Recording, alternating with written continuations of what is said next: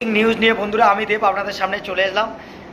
West ইন্ডিজের সাথে সদ্য দ্বিতীয় টেস্ট সিরিজ শেষ হয়েছে। আমাদের ইন্ডিয়া টিম জয়লাভ করেছে, সত্যি খুব সুন্দরভাবে জয়লাভ করেছে। তো যেটা আমরা একটা ধারণা করেছিলাম যে ইন্ডিয়া চতুর্থ দিনে বা তৃতীয় দিনের শেষাশেষি ম্যাচটা শেষ করে দেবে। সত্যি বলতে এই ওয়েস্ট ইন্ডিজ টিমকে নিয়ে অনেকে খিল্লি উড়িয়েছে, অনেকে অনেক বাজে কথা বলেছে। আমি কিন্তু আগে থেকেই জানতাম এই ওয়েস্ট ইন্ডিজ টিম কতটা শক্তিশালী টিম। হয়তো তারা এই মুহূর্তে একটু কি বলবো বাজে পর্যায়ে যাচ্ছে বা খুব ক্রিটিক্যাল মোমেন্ট দিয়ে যাচ্ছে, খুব একটা ফর্ম তাদের ভালো নয়, তাদের তরুণ তরুণ প্রতিভাবান ক্রিকেটাররা ভালো ফর্মে নেই বা ভালো ট্যালেন্টেড প্লেয়ার নেই। কিন্তু এই ওয়েস্ট ইন্ডিজ টিম একটা সময় খুব ভালো একটা টিম ছিল। যাই হোক, তাদের পাঁচটা আইসিসি ট্রফি রয়েছে।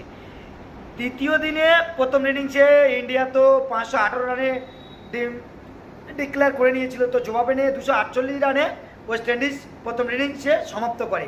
তো দ্বিতীয় দিনে ইনিংসে আবার ফলো রান করতে ওয়েস্ট ইন্ডিজকে আহ্বান জানায় সুমন গিলের বাহিনী। তো কুলদীপ যাদব যে পাঁচটি উইকেট নিয়েছে অসাধারণ, এবং জাসপ্রীত বুমরা যে 3টি উইকেট নিয়েছে অসাধারণ খেলা করেছে। সব থেকে বড় কথা হলো দ্বিতীয় দিন যে ফাইটটা দিল, কি বলবো, সাই হোপ এবং তার সতীর্থ। দীর্ঘ 23 বছর পর ওয়েস্ট ইন্ডিজের কোনো প্লেয়ার ইন্ডিয়ার মাটিতে এসে টেস্টে সেঞ্চুরি করলো। আউটস্ট্যান্ডিং ক্রিকেট খেলেছে ইন্ডিয়া, হোয়াইট ওয়াশ করলো ওয়েস্ট ইন্ডিজকে। সুমন গিল ক্যাপ্টেন্সি হিসাবে ইংল্যান্ডের বিরুদ্ধে 2-2 সিরিজে ড্র করেছিল এবং ওয়েস্ট ইন্ডিজের বিরুদ্ধে 2-0 হোয়াইট ওয়াশ করলো ওয়েস্ট ইন্ডিজকে। খুব সুন্দর ক্রিকেট খেলেছে যশস্বী জয়সওয়াল, খুব সুন্দর ক্রিকেট খেলেছে সাই সুদর্শন, খুব সুন্দর ক্রিকেট খেলেছে KL রাহুলের কথা বলতেই হয়। তিনি প্রথম ম্যাচে তো 100 ছিল এবং দ্বিতীয় ম্যাচে তো দেখলাম অর্ধশত রান। প্রথম ইনিংসে সেঞ্চুরি, দ্বিতীয় ইনিংসে অর্ধশত রান। আউটস্ট্যান্ডিং ম্যাচ ফিনিশ করলো রাহুল। সাই সুদর্শন ভালো খেললো, 175 রানের ইনিংস খেললো আমাদের যশস্বী জয়সওয়াল।